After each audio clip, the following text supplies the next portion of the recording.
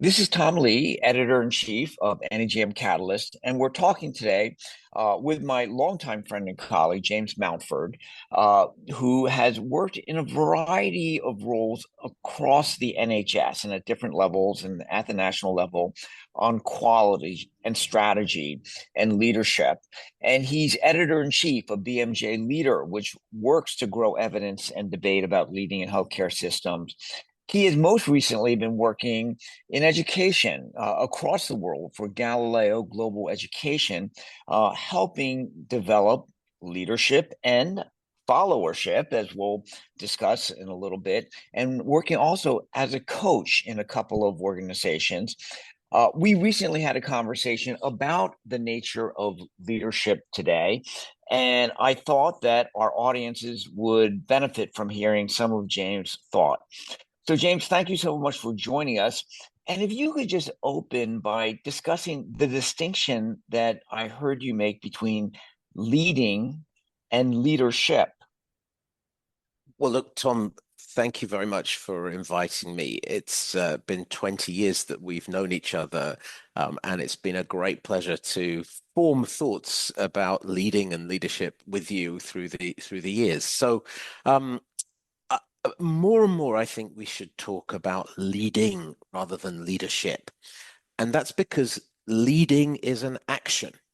I've got a favorite quote from a senior clinician, a surgeon here in our system in Britain, who once said to me as a throwaway line, I don't want to be a leader, I just want to make my service better. And I think there's something quite profound underneath that in their mindset of what a leader is, who they are, what they look like. And I think a verb is better than a noun, basically. So I would argue that everybody can and should lead within their local sphere, at least themselves, their team. And we're not talking about something which is confined to executives, people in notable, lofty leadership roles. Leadership can be seen as positional, and we love hierarchies in medicine. And sometimes you think that there's even an element of trophy, collecting those honors.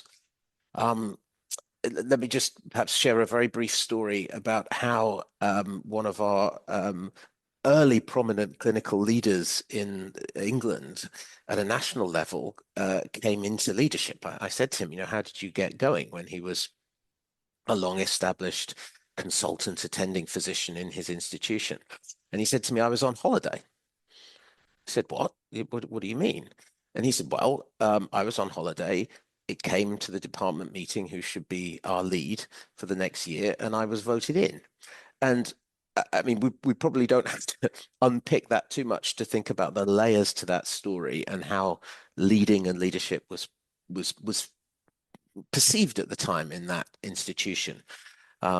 So let's think about leading as something that can apply to all of us, irrespective of our role, seniority, rank, and something which is about making our mission in healthcare better in terms of results for our patients, colleagues, and populations.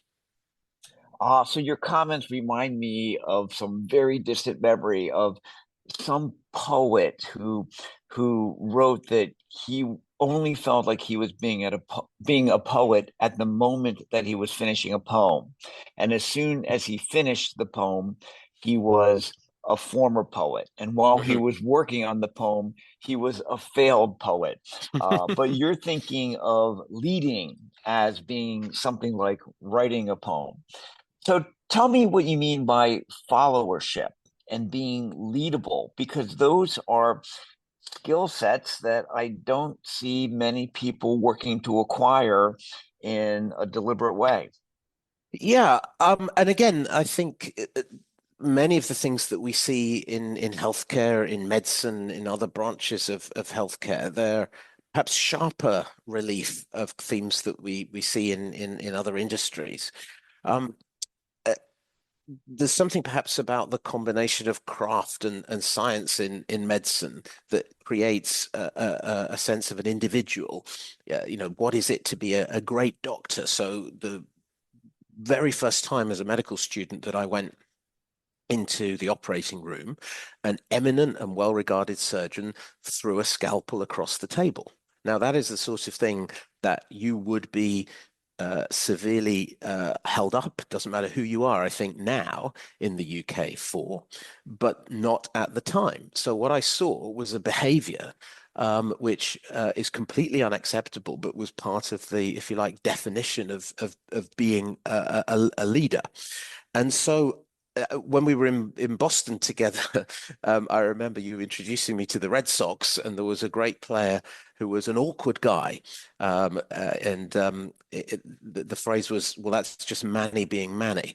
And I think we need to move beyond that. So I think there's something about, there's a woman called Barbara Kellerman at Harvard Business School who's researched and written about this, which is that the leader can either be effective or ineffective, and you don't really get much study or much done if you're ineffective. So think of a 2x2 matrix: effective, ineffective, and then kind of on a values or mission, you're either for good or bad. So, really notorious people from history, the Stalins might be in the effective bad box. And good followers, they really support the good leader, help them get the mission done, and they provide a counterweight and let's call it an organizational defense against the bad leader. And I don't think that we build good followers in medicine. It's not a term that I have really ever heard described. We've tried to create a bit of a debate and write about it in BMJ Leader and elsewhere, and it's starting to get into the lexicon. But I think it's about understanding that you are part of something bigger. You're part of a group. That group has norms. Those norms are relevant to your behavior.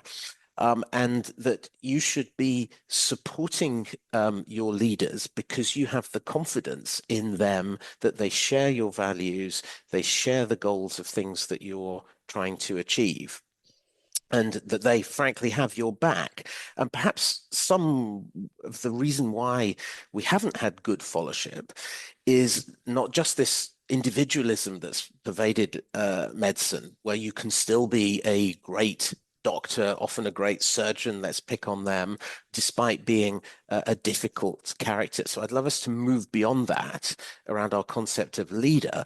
But I also think that there's something about just accepting that you don't have to be involved in everything, you don't have to have your own way in everything, and that following well is an important part of running a good service.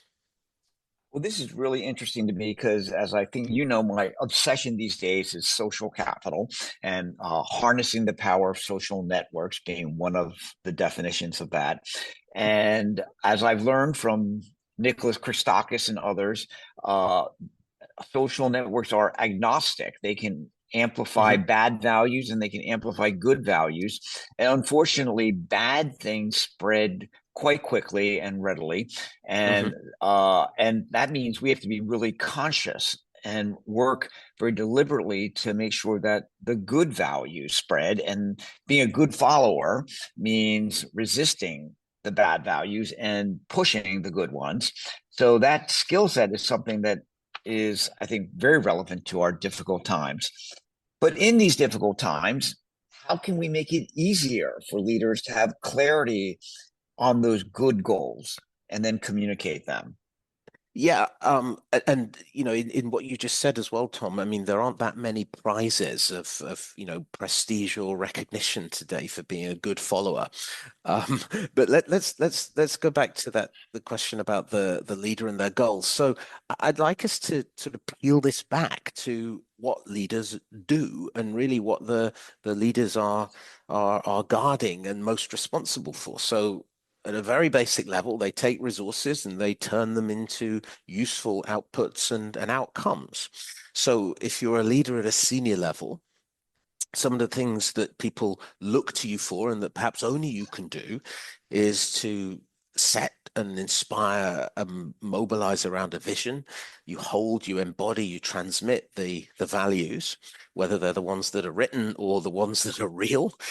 Think back to the scalpel.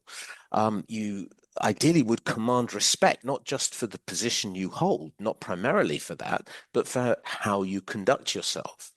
And so to mobilize people around the priorities, you really need to know what your priorities are, and that applies to the collective and to each person. And I was very struck. Again, it was something I learned when I was in Boston, that Paul O'Neill, when he was running this industrial company, Alcoa, an aluminium smelter, that he said that good leadership boils down to three things. The first one is that ensuring everyone is clear about their role. Secondly, ensuring that they know where that role fits into the greater whole. And thirdly, that they have the capability to do the role and are also the tools and the means to do it. And then around this, being recognized for that role, irrespective of where they come in a hierarchy. And I think, this is super important in healthcare, because we have all sorts of people who are doing quite repetitive things again and again, very unglamorous, literally often in the bowels of the building, the second, third floor underground in a hospital. And to know that there are people at the top who understand what you do and respect you for it and demonstrate that respect is absolutely vital to get those people to bring themselves in a motivated way each day. So, at root, I think it's about service as a leader. And I'm going to just give a draw from the British Army model. So they explicitly talk about servant leader. The chief of the corps is the last person to eat. They clear up, after the tea. They're the ones washing the cups. They really care about their people. They create, your phrase, social capital. And they create a sense of esprit de corps and of psychological safety. Sometimes you'll hear about speaking up. Well, there's a good article in BMJ Leader about this by a lady called Megan Wrights. What about listening up? So making it obvious that you want to hear from people about things that are working and things that aren't working.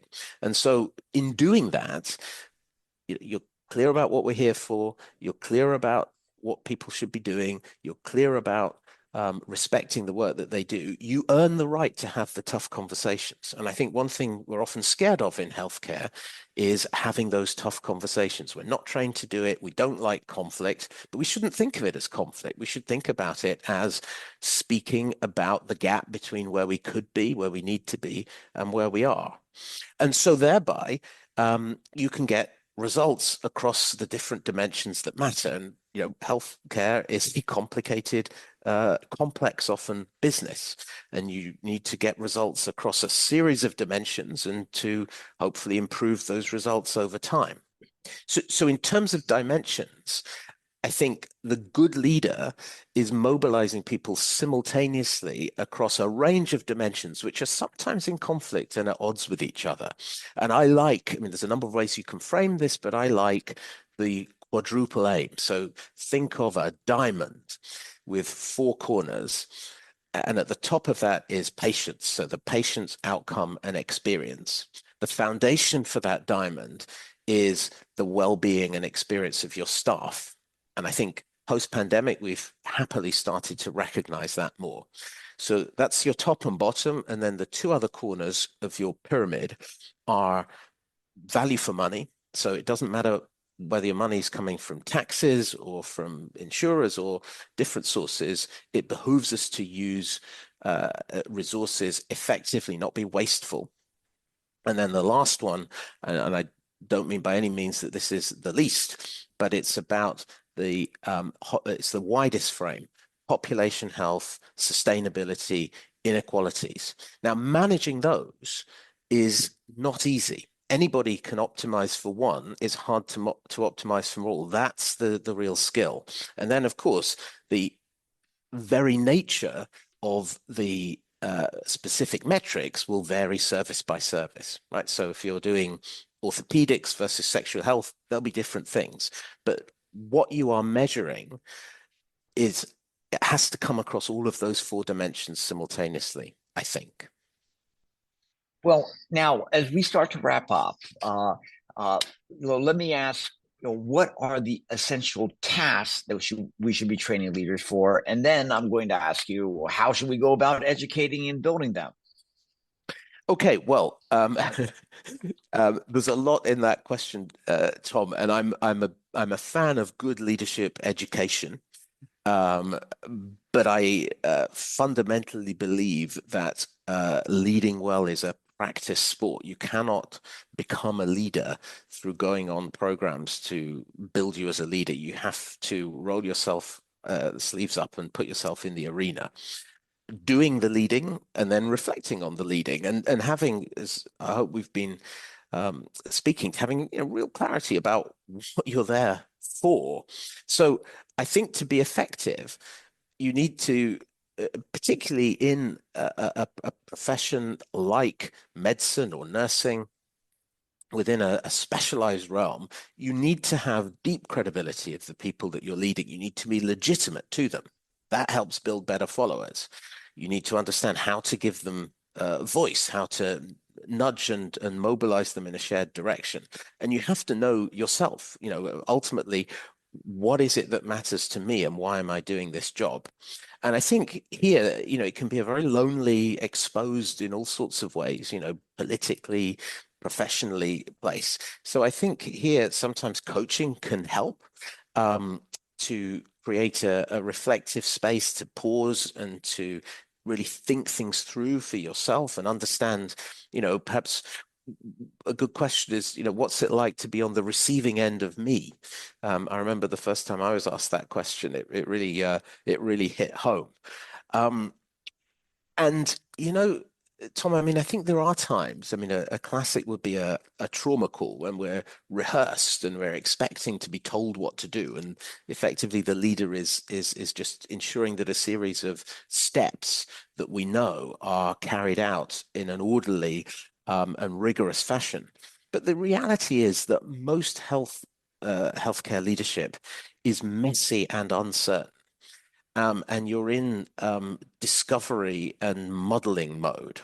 So I would say that this is less about the leader having the answers, and it's more about the leader helping the collective discover those answers. And there's some quite big implications of this. So the way we often think about an organization, our model for it in healthcare is that there's a hierarchy, boxes and lines. They lead up to the top. That person is, either the chief of XYZ or the CEO of something. Usually a middle-aged person, although that's changing. But it's all very linear. And the reality is more like a bowl of spaghetti. It's messy, it's unpredictable. And so it's not like the leader knows more about the context locally, but we often act as if we would know more.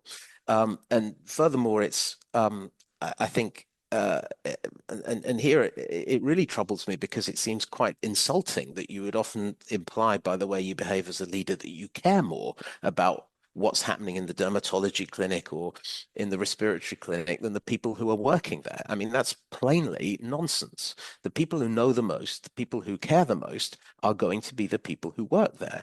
But they may not have the widest view of context. They may not appreciate the boundaries of the influence that they could or should have, such as, the upstream and the downstream effects. Are we all thinking, how many cardiologists are sort of obsessed as some are becoming with improving cardiovascular risk factors in the community? That hasn't traditionally been to the fore, but a good leader can make it be so. So I think in this messy discovery mode, you could say that the central task of the leader, above all, other than setting the direction that we need to go in, is to encourage maximum and orderly learning.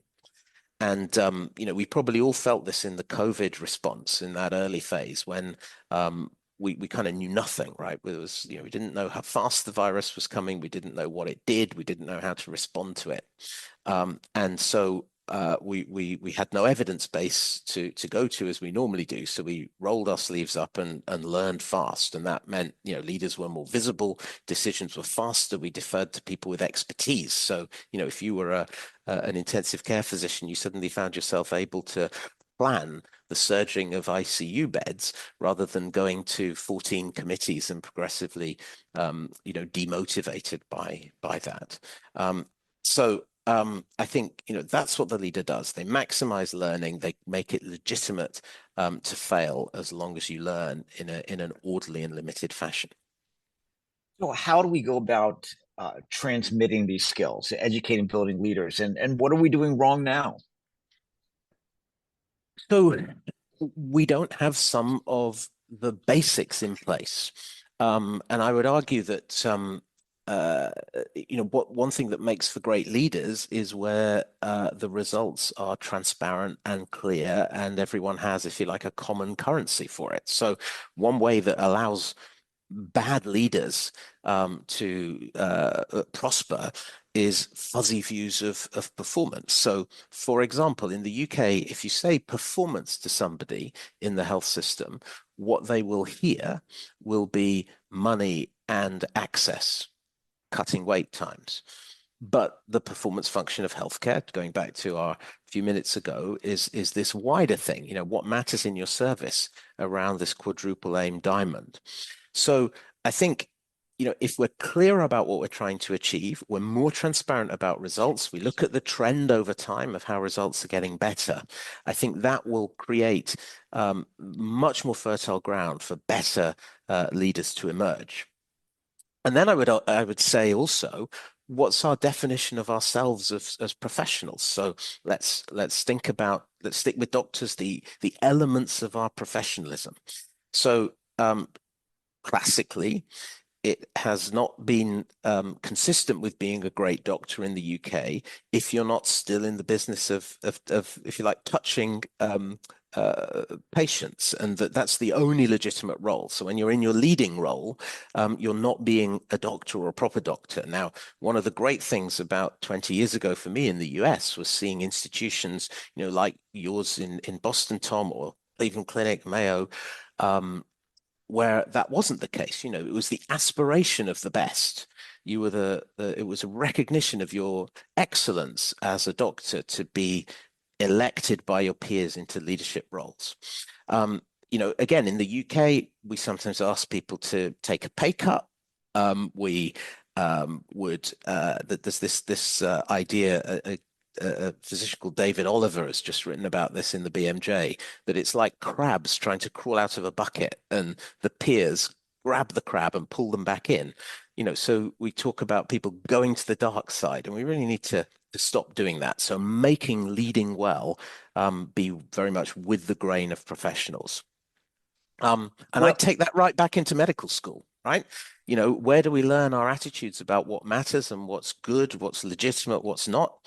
The real estate in medical curricula is crowded, but I think putting this sort of awareness about leading together, system thinking, is something that we need more of, and why not start right at the beginning? And we're trying to do that in the schools of Galileo. Well, James, thank you so very much. I can tell you about once a month, a young person comes to me saying they want advice on how to be a leader, and I'm going to steer them to this podcast because the focus should really be on what is the nature of leading and learning how to be a good follower and followership. Your insights are wonderful, and they're going to be very valuable. Some people may not get it, but for others, your comments are going to click, and it will change the way they look at their life and their work for the better. Thanks once again, and I wish you well in your work in the UK and throughout the world in building leadership, leading, followership, and following. Thanks so much, Well, James. Tom, thank you. Maybe just to conclude, I think you're dead right there. You said something really, really important, which is that it's not for everyone. So although I think everyone has the potential to lead even within a local sphere, and they should think about that. For those who don't want to lead, could you at least think about being a good follower in the spirit of getting better results for your colleagues, your patients, and your population? So let's stop seeing this as the preserve of the few, and let's really make it part of the legitimate expression of the best of us as professionals. And I'd love to speak to some of the people who come to seek your advice, Tom, because that's a great place to start. Thanks so much, James. Thank you.